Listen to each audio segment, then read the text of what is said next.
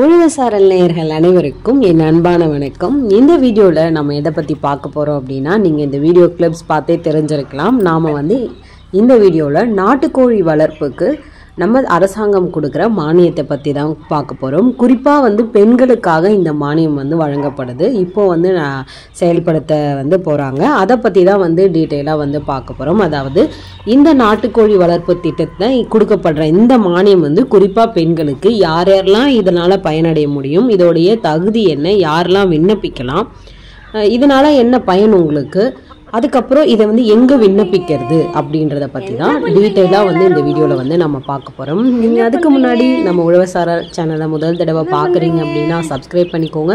அப்படியே பக்கத்தில் இருக்க பெல் ஐக்கான் ப்ரெஸ் பண்ணிக்கோங்க. அப்போ தான் நான் போடுற வீடியோஸ் எல்லாமே உங்களுக்கு நோட்டிஃபிகேஷனில் வரும். நம்ம உழவசார சேனலை இது முன்னாடிலேருந்து பார்த்துருக்கவங்களுக்கு கண்டிப்பாக தெரிஞ்சிருக்கும்.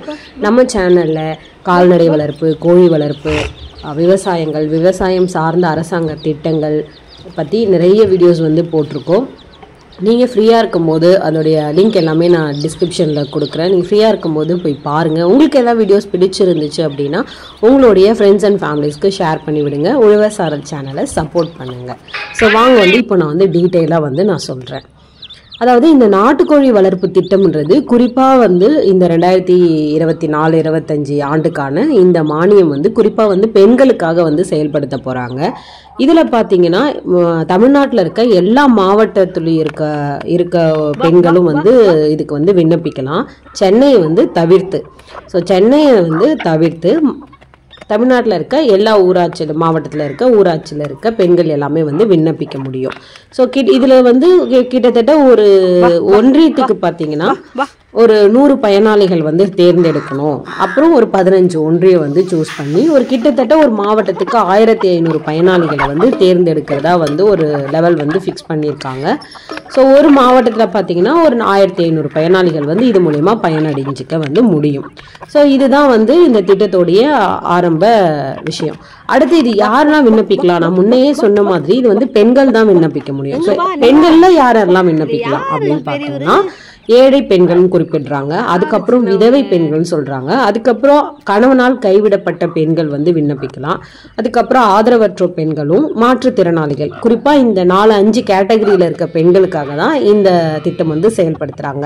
ஸோ கோழி வளர்ப்புனாலே உங்களுக்கு தெரிஞ்சிருக்கும். இது நம்மளுடைய வீட்டுக்கு தேவைக்கு, ஒரு கை செலவுக்கு, ஒரு வருமானத்துக்காக பண்ற ஒரு விஷயம்தான். கிராமப்புறங்கள்ல மாடு வளர்ப்பாகட்டும், கோழி வளர்ப்பாகட்டும், ஆடு வளர்ப்பு எல்லாமே அங்க இருக்க பெண்கள் அவங்களுடைய அன்றாட தேவைகளுக்கு ஒரு கொஞ்சம் ஈடு செய்ய முடியற அளவுக்கான ஒரு வருமானம் கையில வச்சுக்கணும் அப்படின்றதுக்காக இந்த தொழிலெல்லாம் செய்வாங்க. ஸோ அந்த ஒரு கான்செப்ட்ல தான் பாத்தீங்கன்னா இதுவுமே உங்களுக்கு அரசாங்கம் செஞ்சு கொடுக்குறாங்க. முக்கியமா இந்த 5 கேட்டகரியில வர பெண்கள் இதை பயனடைஞ்சிக்க முடியும். இந்த 5 கேட்டகரியில் வர பெண்கள் மட்டும்தான் பயனடைஞ்சிக்க முடியும். அது மட்டும் இல்லாமல் இந்த பெண்கள், அதாவது ஏழை பெண்களோ, விதவை பெண்களோ, கணவரால் கைவிடப்பட்ட பெண்களோ, ஆதரவற்ற பெண்கள், இல்லை மாற்றுத்திறனாளி பெண்கள் இந்த மகளிர் சுய உதவி குழுவில் உறுப்பினராக இருக்கிறாங்க அப்படின்னா அவங்களுக்கு முன்னுரிமை கொடுக்கப்படும் அப்படின்னு சொல்கிறாங்க.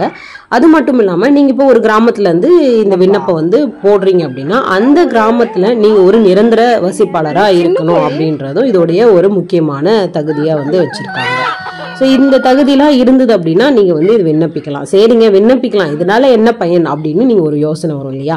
ஸோ இதில் நீங்கள் என்ன சொல்கிறாங்க அரசாங்கம் அப்படின்னா, நீங்கள் ஒரு 4 வார வயதுடைய ஒரு 40 அசல் இனத்தில் இருக்க கோழி குஞ்சுகளை நீங்கள் வாங்கிக்கலாம். நீங்கள் கொள்முதல் செய்கிற அந்த கோழி குஞ்சுகளில் ஒரு 50% மானியம் உங்களுக்கு அரசாங்கம் கொடுத்துரும் அப்படின்னு சொல்றாங்க. அதாவது 40 அசில் இனக்கோழி குஞ்சுகளை நீங்க வெளியில போய் எங்கேயாவது வாங்கிக்கலாம். அதுல ஒரு 50% மானியம் உங்களுக்கு கொடுப்பாங்க. அப்படின்னா நீங்க முன்னாடியே அந்த உங்களுடைய சொந்த முதலீடு போட்டு அந்த 40 கோழி குஞ்சுகளை நீங்க வாங்கணும்.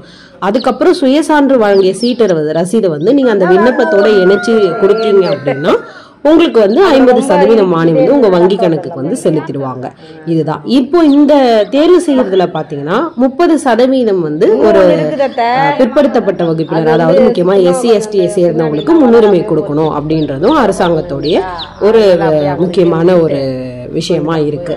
ஸோ நீங்க இதெல்லாம் இந்த தகுதியெல்லாம் இருந்தது, உங்களால இந்த கோழி குஞ்சு வாங்கி வளர்ப்புல உங்களுக்கு ஆர்வம் இருந்தது அப்படின்னா நீங்க இதை பயன்படுத்திக்கலாம்.